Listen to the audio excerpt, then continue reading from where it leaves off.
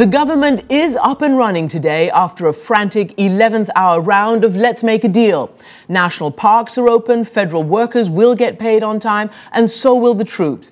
It's a big relief to people here in Washington and, of course, around the country. But the budget showdown that drove Congress to the brink of a shutdown is puny compared to the battles that lie ahead. As one Republican senator is warning, prepare for Armageddon. Where this fight was about billions of dollars, the next one will be about trillions. This week, we saw President Obama assume the role of mediator-in-chief. The big question now, will he build consensus around reforming the huge budget-busting programs like Medicare, Medicaid, and Social Security? And does he have the will and the stomach for that fight? Joining me now, the president's senior advisor, David Plouffe. He was the president's campaign manager in 2008 and now advises Mr. Obama on politics and policy from inside the White House. Thank you for joining us. Good to be with you, Christian. So, the president started this whole process a while back talking about spending increases. Friday night, he came out and called it a historic deal. But this cut so many billions, that must be a disappointment, a historic cut. No, the president's been very clear that we need to reduce the deficit. And obviously, because the last 2 years, we were on the brink of a Great Depression. That had profound impacts not just on the economy and our people, most importantly, but also our fiscal situation. So in order to, because the president believes we still have to invest in things like education, research and development, technology. The only way to do that in this fiscal situation is to live within our means and to cut spending. So it was a huge spending cut, as the president said Friday night, in some programs that he cares deeply about. But if we're going to compromise, and by the way, compromise cannot be a dirty word. It's the way we're going to move forward in this country. Right, but since he really was looking to, as you say, invest and increase spending, why is he taking a sort of a victory lap when this is something he didn't want to do in the first place, cut? Well, if you look at his budget for 2012, which he announced around the State of the Union, it actually would reduce the deficit over $1 trillion in the next 10 years. It would bring spending down to the lowest level since Dwight Eisenhower. So the president's commitment to spending cuts and deficit reduction is absolutely firm. But while we do that, we've got to make sure that we are not hurting our ability for our people to get the education they need to compete with people in Beijing and Bangalore, that we're investing in research and development, that we're investing in infrastructure. So that's going to be his approach going forward. And I'll say the president later this week is going to lay out in detail his approach to the deficit reduction going forward. And I think his belief it has to be a balanced approach. It has to be serious. It's got to put us on a firm fiscal trajectory that the country needs to grow economically. We'll talk about that in just a second. But again, quickly, the Senate Majority Leader, Harry Reid, called what the Speaker was asking for just in February, 32 billion. He called it draconian and very painful. And now it's being called historic. I mean, which is it? Is it draconian yesterday and historic today? Well, some of the cuts were draconian, because it's not just the number. It's what composes the number. So in this budget deal, the president, Senator Reid, we protected medical research, community health centers, kids on Head Start. We were not going to sign off on a deal that cut those things.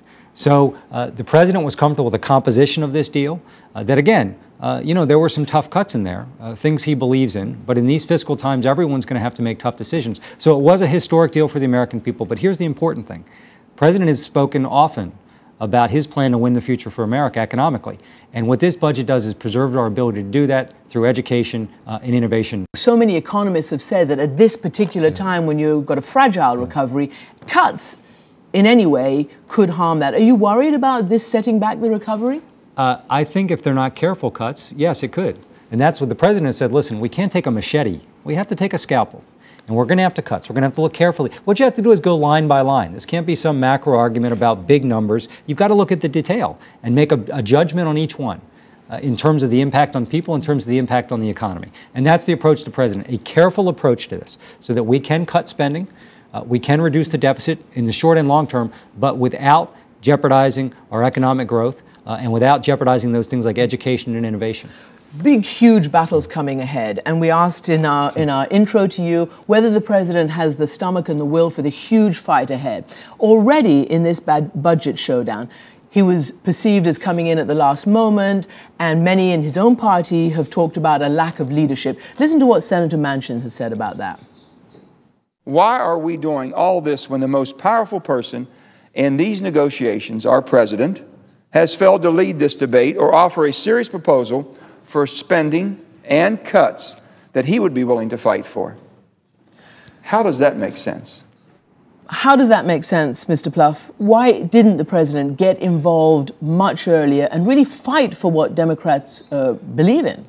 Well, first of all, the president, as I said, in his budget for next year, laid out with great specificity how we're going to reduce the deficit over $1 trillion in the next decade.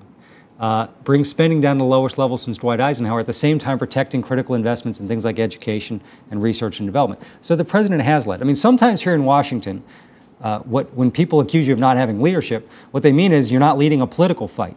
And the president's view is the country needs leadership that's focused on where do we find common ground so that we can win the future and continue to move the economy forward. Not to look at every issue first through the prism of how do we get political advantage with the other party. The American people are sick and tired of that. Talking about that, many of these big issues, whether it's the debt ceiling, whether it's the real deficit reduction, will require huge, real bipartisan coming together, not at the last minute to negotiate a deal like this time. So what is his plan for that, and can he actually do that? Well, you're right, Christiane. On any issue, whether it's going to be more deficit reduction, which we have to have, education reform, new energy policies and investments, nothing's going to happen unless it's got the support of members of both parties. So we're not going to move forward together as a country unless we do it together, Republicans and Democrats, on behalf of all Americans. So I do think that should give us some confidence that this is the first big test of this divided government. And, you know, the Speaker, the President, the Senate Majority Leader were able to work together. Yes, it came down to the finish line.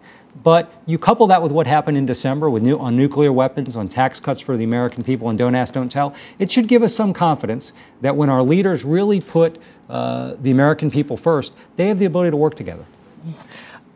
You know, you talked about specificity, and certainly Congressman Ryan has come out and put out a very specific plan for budget cutting.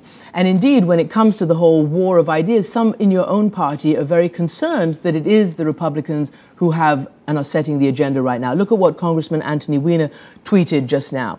Our fights can't be just to stop their horrible ideas, he says. Don't we need to have our own agenda?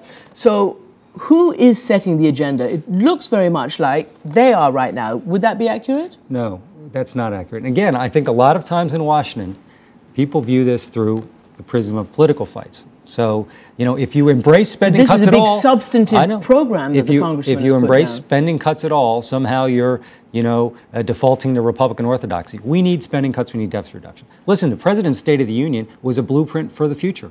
How we're going to win the future in this country. So he's driving this agenda each and every day. So as we look at the next round here, the president's going to be very clear about his approach. It has to be a balanced approach. As he said, you're going to have to look, certainly for the wealthiest in this country, are going to have to contribute something. We're going to have to look at how we get more healthcare cost savings. We already have $1 trillion in deficit reduction over the next 2 decades with the Health Care Act. We're going to have to look at defense spending. We're going to have to look at more programs here. So it's going to have to be a balanced approach. Now, just to speak to the congressional Republican budget plan that was announced this week, you have to understand, the average millionaire in this country would get at least a $200,000 tax cut, while the average senior down the road is going to pay $6,000 more in health costs.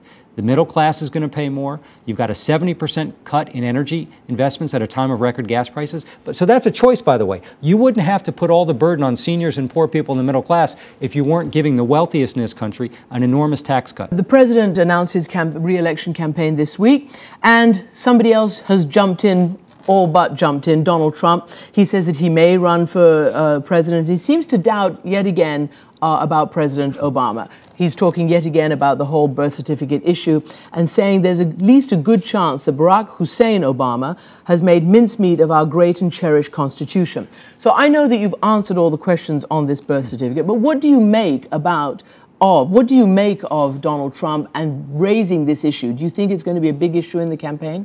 I don't. I think I saw Donald Trump's kind of rising in some polls, and given his behavior and spectacle the last couple weeks, I hope he keeps on rising, because I don't think there's zero chance that Donald Trump would ever be hired by the American people to do this job. There may be a small part of the country that believes these things, but mainstream Americans think it's a sideshow, and what they want our leaders to do is focus squarely on the issues right in front of us, how we're going to keep growing the economy, We've had over 1.3 million jobs created in the last 13 months. We've got to keep doing that. How we keep our people safe. How do we make sure we're going to win the future by focusing on things like education and innovation? So that's what they want us to focus on. That's not leadership. That's kind of sideshow behavior. On that note, Mr. Plouffe, thank you very much indeed for joining us. Thanks for having me.